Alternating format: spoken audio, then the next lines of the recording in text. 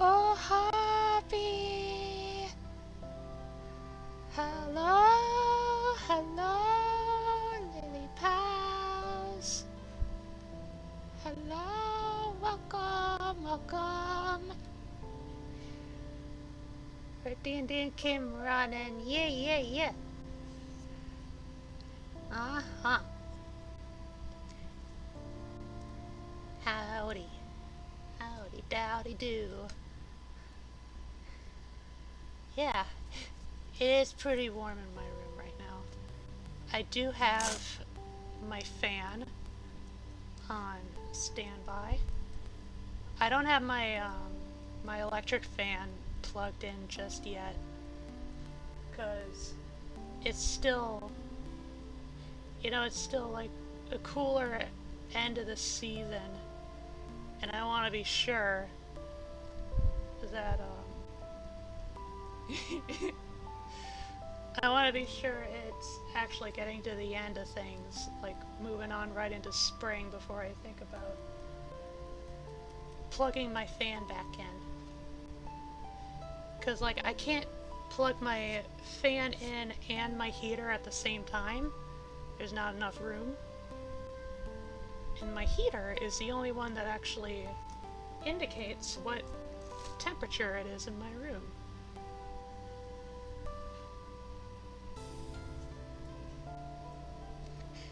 It's the Auntie's boot now. Yeah, so I'm gonna do a thing tonight that I've been kind of doing off stream for a little bit now. I've basically been going back over some of my older like stock D&D characters, that is like characters I've made but I've never played. Um, and like I think I drew most of them sometime between like 2019 and 2020. Um, in which case my art is my art, I like to think, has somewhat improved since then. Um, so I figured, hey, why don't I bring up a couple of my dice babies and make them all pretty, make them all nice and goody looking for present times. I will have to wrangle up some minotaurs and herd them into the field with our shifters. Hopefully our centaurs are fast enough to wrangle them all up. That actually sounds like a really fun one-shot idea.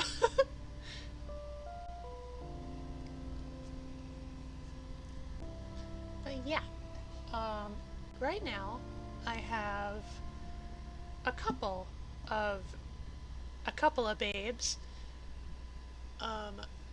I've opened up right now, and for one of them, I've already started on like drawing the line art and stuff. So there's only like a little bit more to go before I move on to coloring. But then the other one I have not started yet. And so, welcome to the old West Coast Adventures Ranch. So the two babs I have here tonight that I'm going to be attending to tonight. This is Carriolide, my water genasi sailor gal. I think I have... Oh no, I closed that tab. Never mind. Yeah, she's a sailor. Real rough and tumble type. Again, water genasi.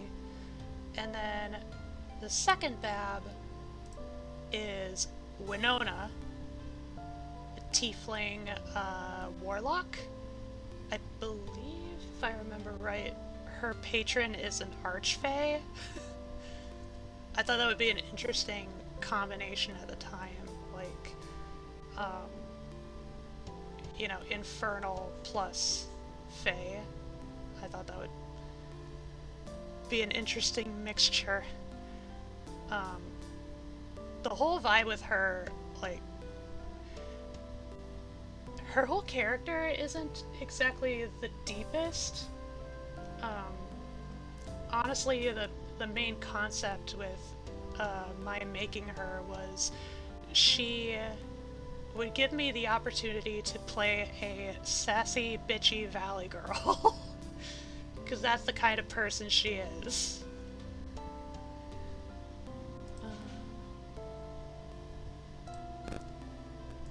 Whereas, like, Carrie lied here. We could just call her Carrie.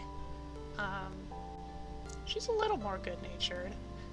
As good-natured as you could expect from a sailor. So, what I am gonna do... I am gonna flip a coin, my trusty Princess Daisy coin, to determine which one I'm going to work on first. Because I've been wanting to do something about the both of them. I mean, like I said, I already started on one of them, but which one is gonna be left to a surprise until I flip the princess. Let's see, Bitchy Valley Girl is one of the... No characters are that deep until you get the character development in-game. That's true. Bitchy Valley Girl is one of the best characters for fun. Yeah! So Water Genasi from Jamaica? No. Honestly, her full name is Carrielide von Torrent, which obviously indicates, like, German adjacent kind of heritage. She's wearing the Jamaican colors and her hat looks like the Jamaican flag. You know, I was looking at it and, like, my first thought was Brazil. Germanic region? Yeah. As close to Germanic as it could apply to a fantasy world. Okay, so... Princess Daisy, I need you to decide which babe must be tended to firsthand. If it's heads, it'll be Carrie, and then tails is Winona. That was a nice flip. I got tails! It is tiefling time. In which case, she is the one I have not started on yet. Depending on time, I might be able to, like, show off my progress with Carrie's redraw later.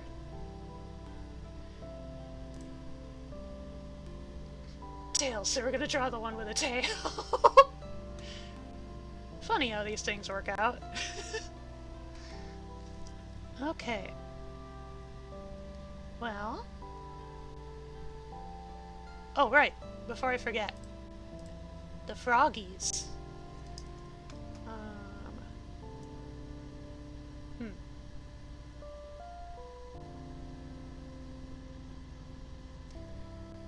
The frogs.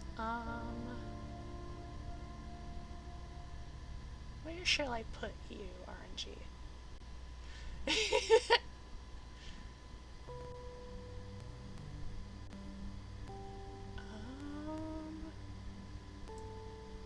Still I forget to redeem? Oh yeah, looks like it. Hey wifey, you want your Froggo? Clearly I should be on the color wheel top right. Will do.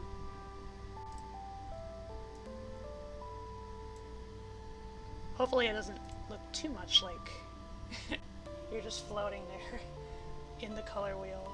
I am the color wheel. Oh, inside.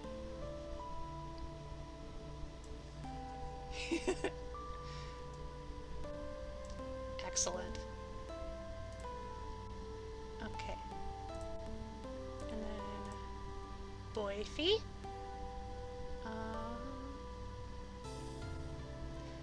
I've really loved having you and Stellar on my head, so you get to be on my head.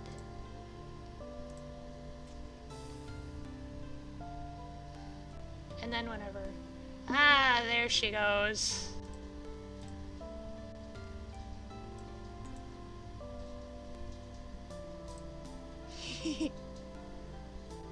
Frog Tower.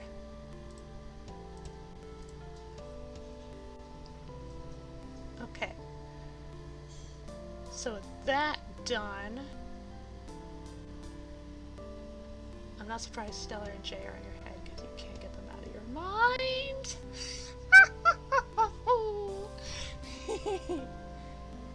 It's funny when you put us on the sides of your face. Yeah, when you squish me.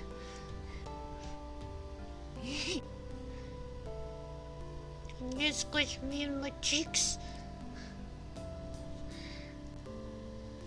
Okay, anyway.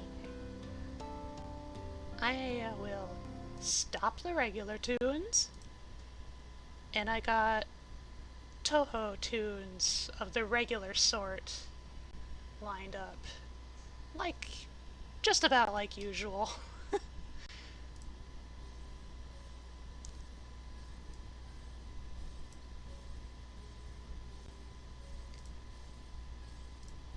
Okay.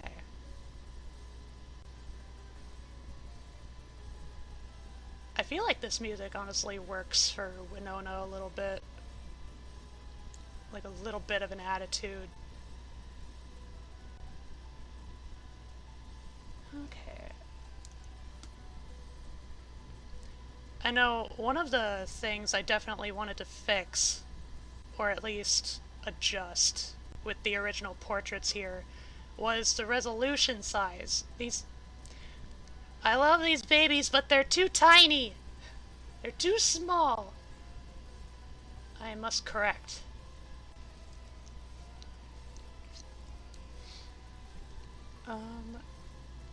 In which case, usually I've been starting with the eyes.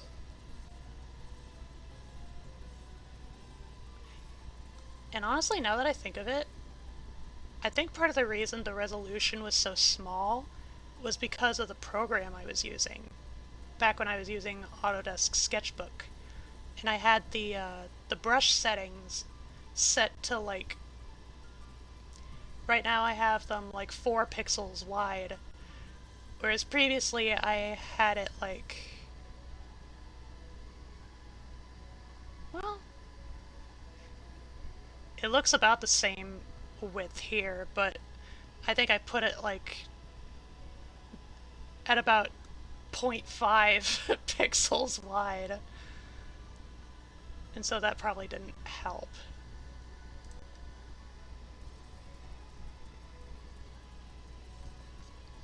Toho tunes? Are you allowed to have a small player playing the Toho cartoon? The tunes aren't a pun, just a truth.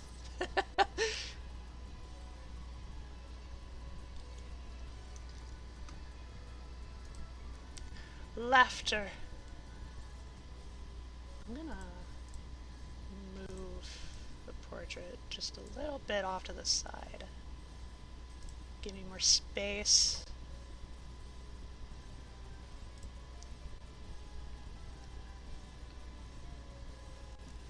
An interesting thing is that Winona is one of the tieflings I've made that stick with the conventional, like, solid color tone for their eyes. Like, they don't have any discernible pupils.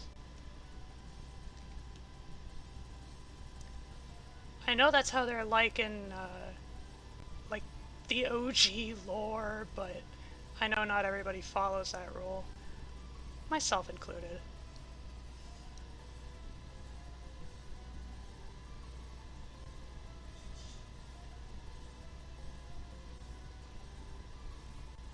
Okay.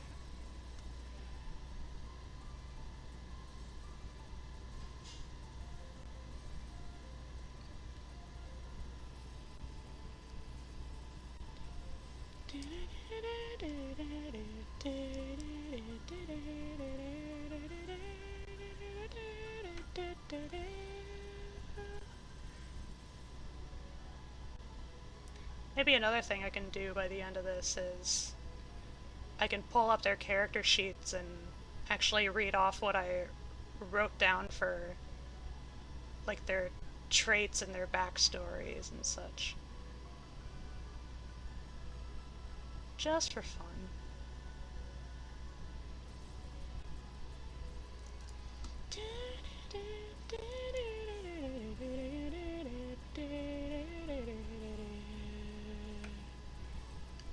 Hmm.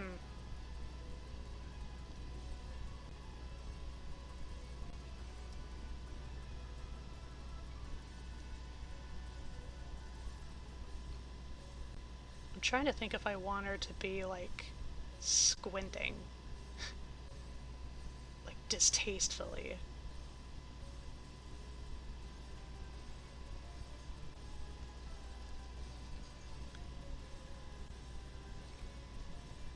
Maybe I could have that expressed in the other eye.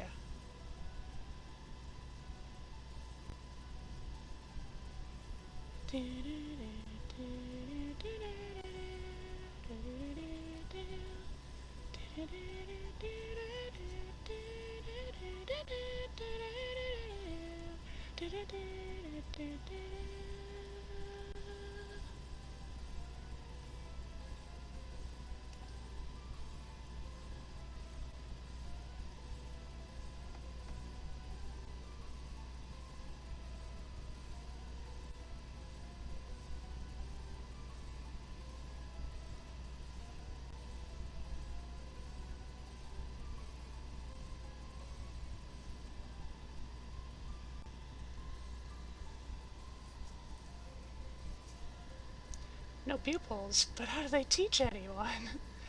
Do apprentices and Padawans? Aren't those the same thing? Sweet. From a certain point of view. From my point of view, the Jedi are evil!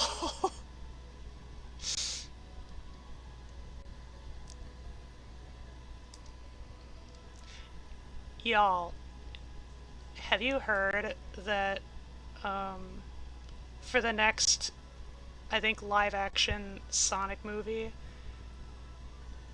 they casted Hayden Christensen as Shadow?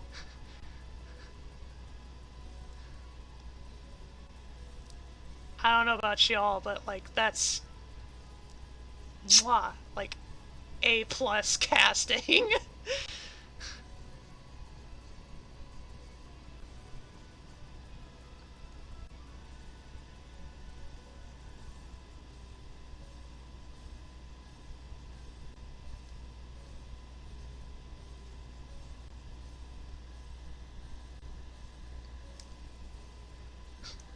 Have you heard the tale of Darth Plagueis the Wise? I need to see some test footage to see how I feel. That's valid. I mean, here's the thing, in my opinion, is that Hayden is not actually that bad of an actor. I think the biggest issue in the Star Wars prequels what mainly had to come down to the direction.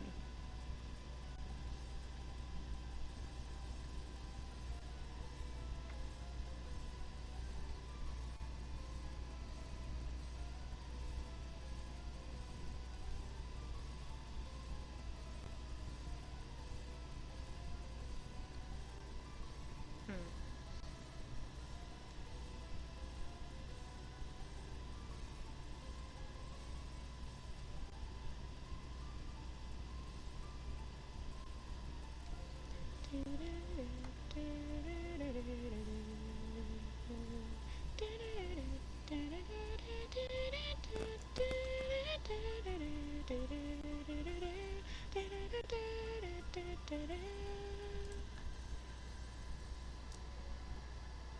he's not a bad actor, but someone needs to give him better direction. Yeah, direction and writing, like he played pre-Vader pretty well, yeah. Some of those line reads could have used a few passes.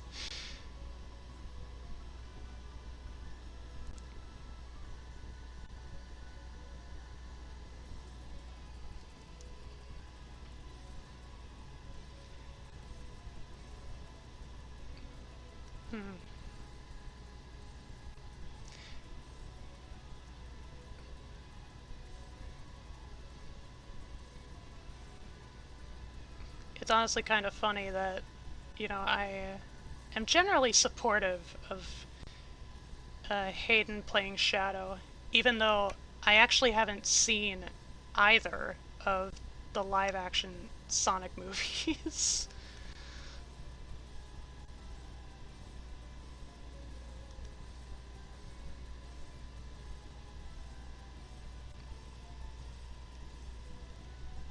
I've consumed a fair amount of Sonic media, though, to be able to get the vibe.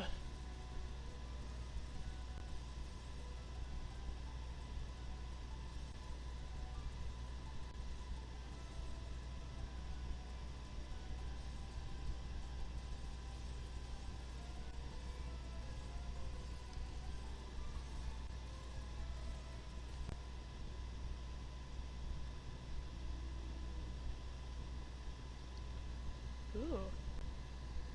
Kokoro's theme.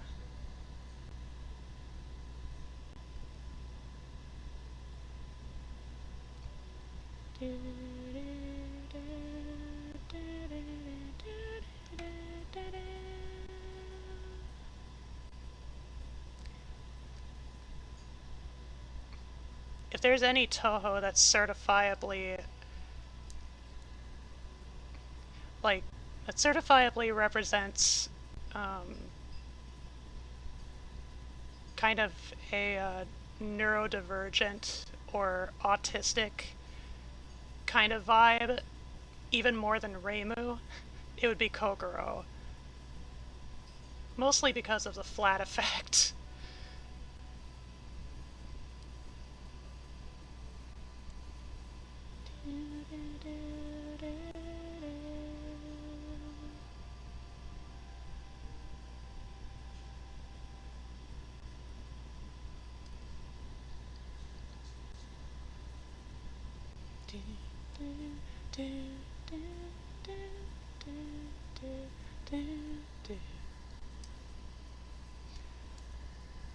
Sonic live action movies are good if you're in the right headspace.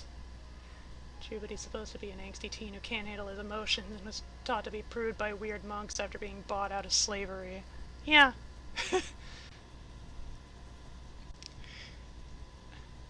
Nothing really more to add, just yeah.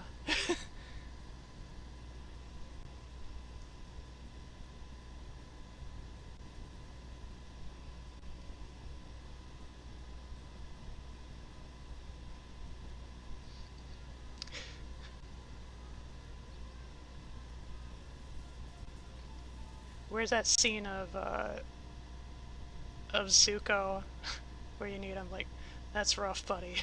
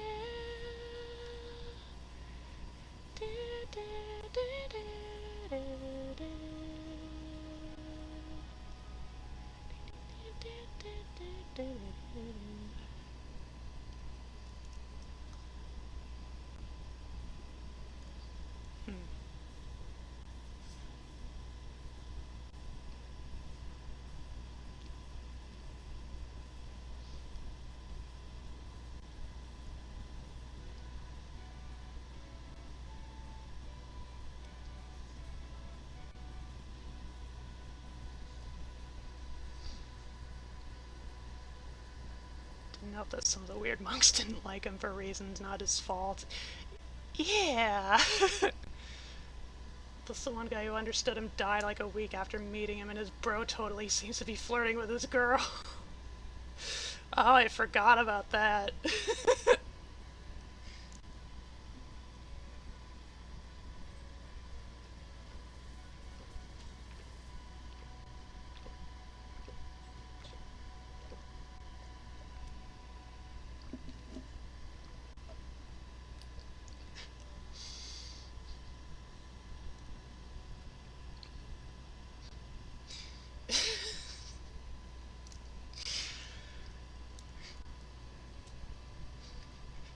I have cooked you, Anakin. I have cooked you.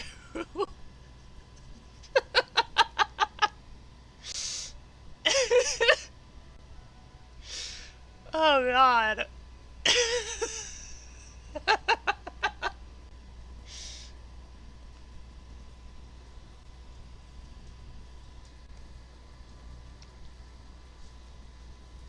Since Clone Wars the canon, the flirting is more likely just seduction from the dark side, which is like trying to be his one true girlfriend.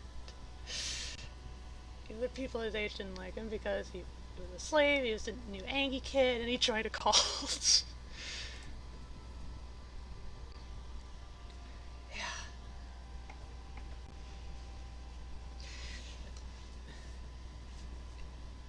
Yeah, trust me, I have no love for the Jedi Council of that era. I've played Knights of the Old Republic. Hmm.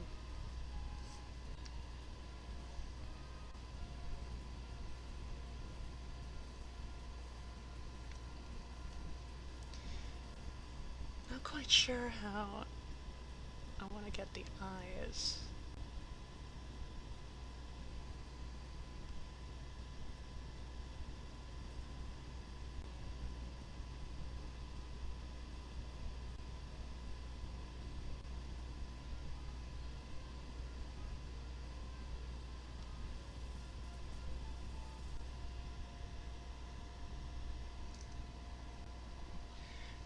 Dungeons and dungeons and dungeons and dungeons. The dogma of light and its rigidity. Yeah. D&D, D&D, D&D. Wait, where's all this Star Wars coming from? Do you think the council would have enough time to think over what balance truly means? Yeah, I know. It came from us being geeks and nerds. And how?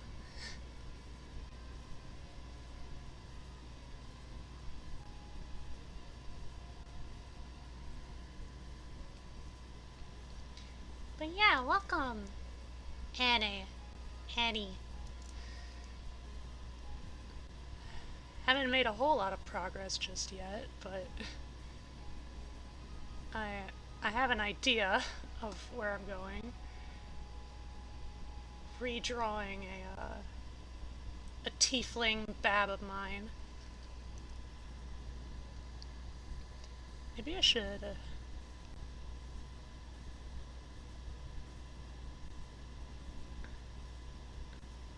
not worry about the squinty bits as much just yet. But then again, less is more.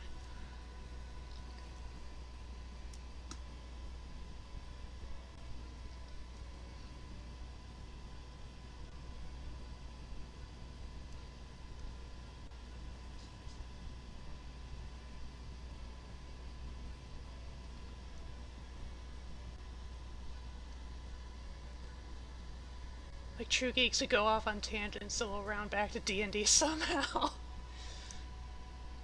So many good AU stories of just one Jedi Master acknowledging Anakin and turning him into a Grey Jedi and being like, here's Master Windu, he's an expert in anger, and here's Kiadi Mundi, he's an asshole but an expert in petting women.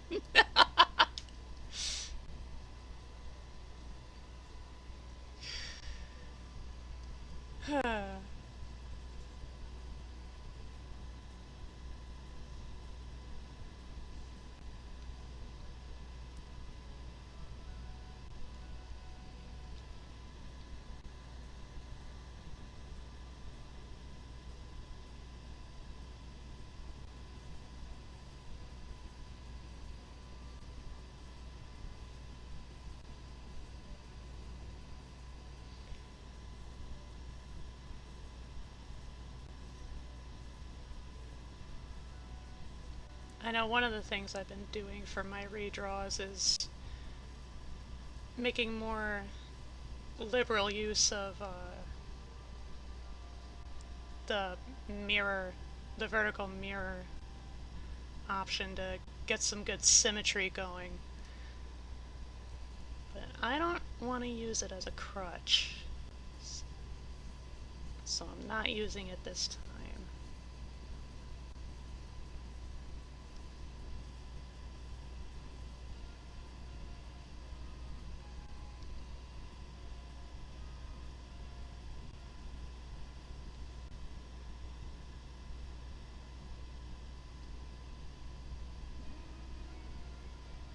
Ow!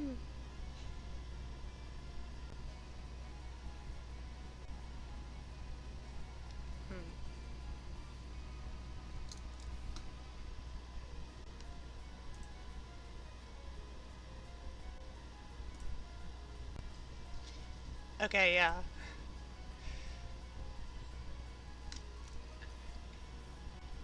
Happy to see that I was picking up that wasn't looking too hot. It was looking kind of off.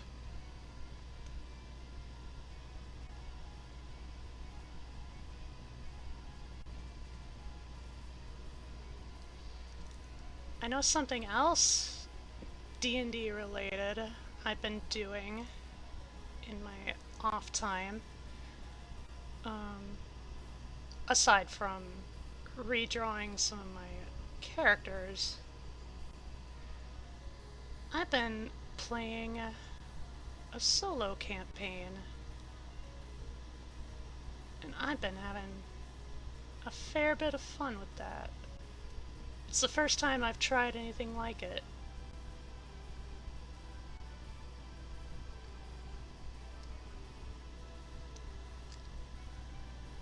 I have two PCs. One is a wizard and the other is a bard. I started with the wizard first, and the whole story started with like this big bad magic person coming into town trying to, conquer everybody, trying to gain control. And she's like, "Stop right there, fiend. I challenge you to a magic duel." And I think it lasted for 2 rounds and she was instantly frozen. Frozen and depleted to 0. But they didn't check to see if she was actually dead. She was frozen, but she was not dead. Because what happened was, as I was rolling her death saves, I got a nat 20. But I had no way of thawing myself out. And, I rolled to see if anybody would help me, but no, everybody's too scared of the big bad magic person. And so she literally had to wait a couple of hours just for the ice to thaw by itself.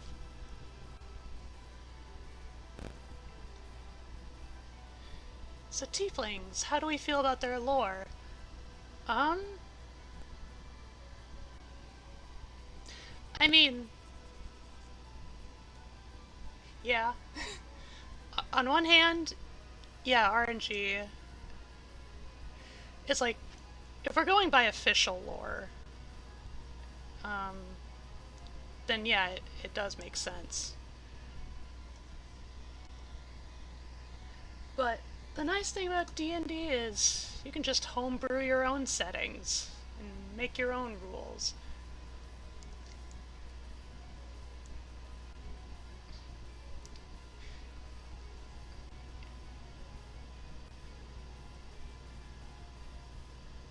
I know one other thing I've been doing quite a lot of um, in the character creation department is I recently picked up a supplement that basically kind of does away with conventional, like, racial traits, mainly in the aspects of, like, if you play an elf, you get +1 to charisma or stuff like that. Or, like, if you play an orc, you get a -2 to intelligence. And it's like, sometimes that's just not cool, not fun, and not really conducive to whatever setting you're planning for. And so I got a supplement that's called, very adorably, An Elf and an Orc Had a Little Baby. And it basically deals with, well, it deals with two separate ideas at once. The first is doing away with some of the more bioessentialist aspects that come with D&D races. By introducing, like, you have your races and then you have their upbringings, and it's their upbringings that determine, like, what kind of stats and skills they inherit.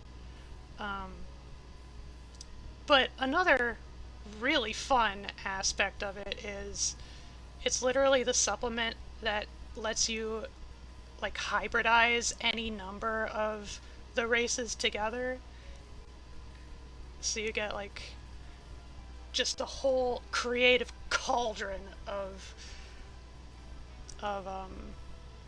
like, half species, like half races. Everybody's a halfling. That's rough, buddy.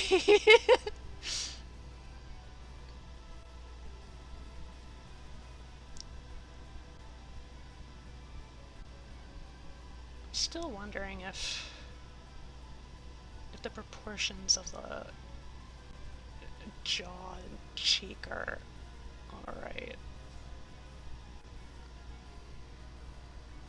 I think that should be a bit better.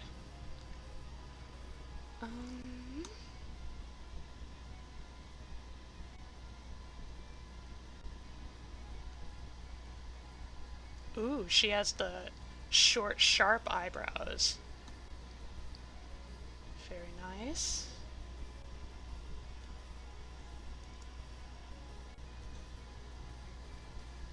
Like the Tortor, half centaur, half minotaur. Exactly.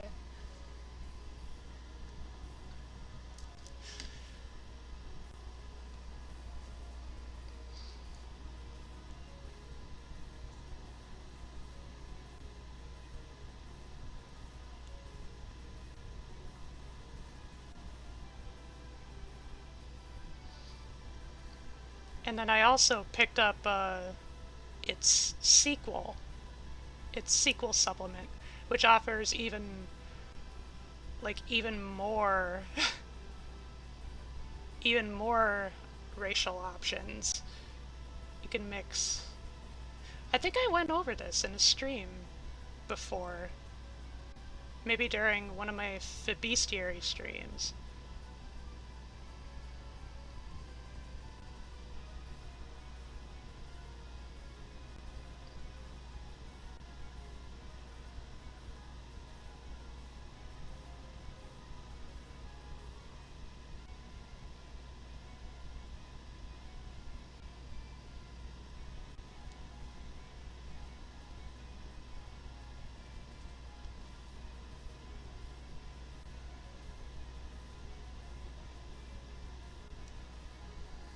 At the end of the stream, yeah. Yeah, that's right. I remember. I remember. Actually, hang on. Let me just check.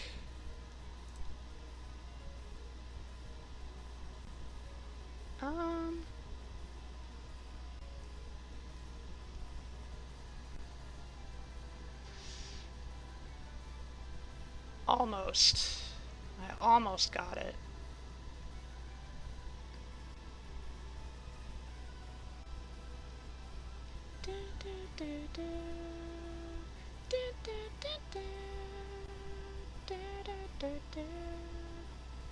This theme does not fit with Winona.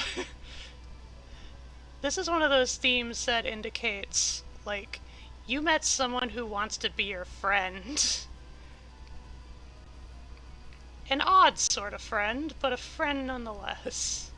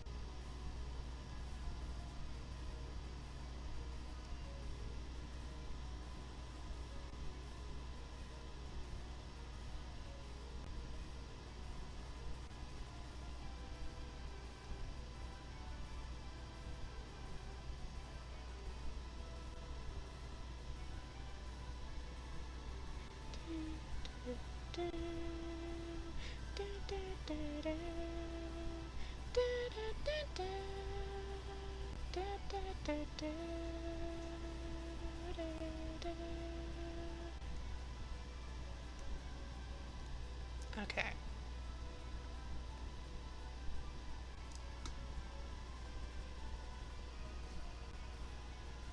Uh...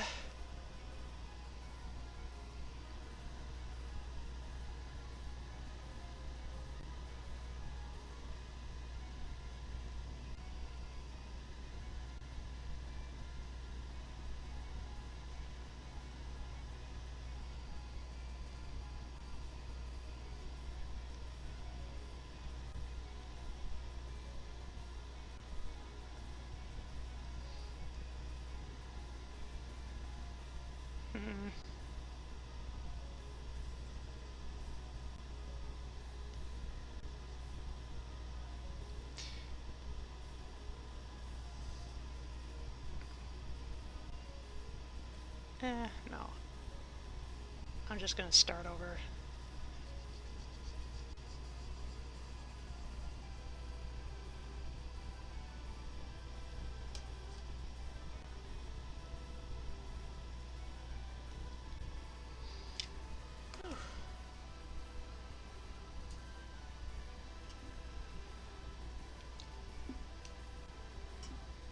For tonight's flavored beverage, it's just ginger root beer,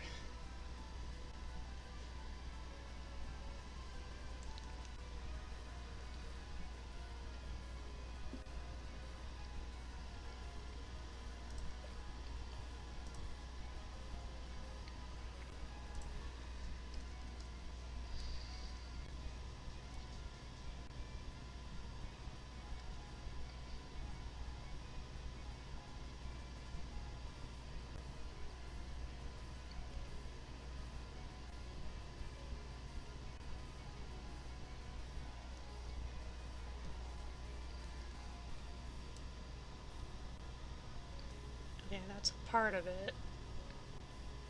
Now it's like I have to do the same thing on the other side without relying on symmetry tools. In which case, I wonder.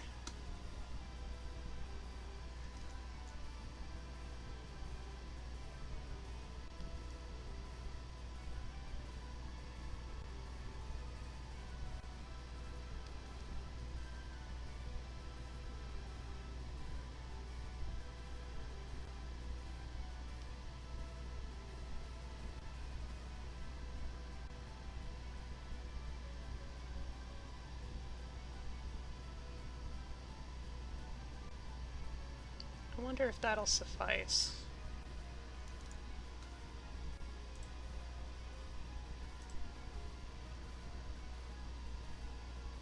Eh.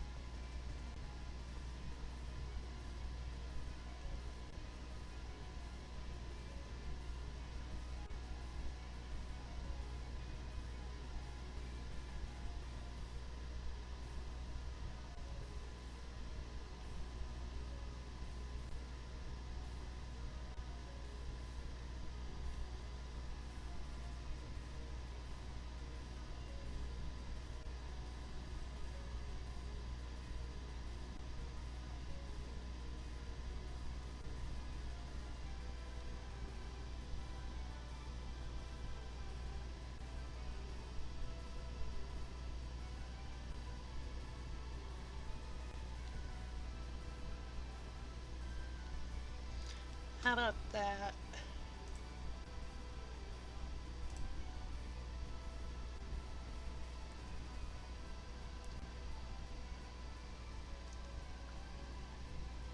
That's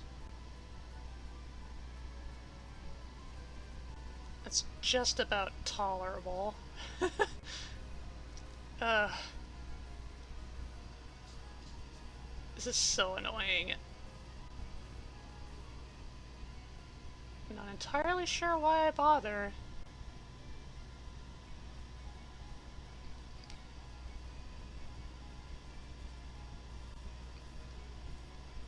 Maybe this is just my way of padding out the stream time.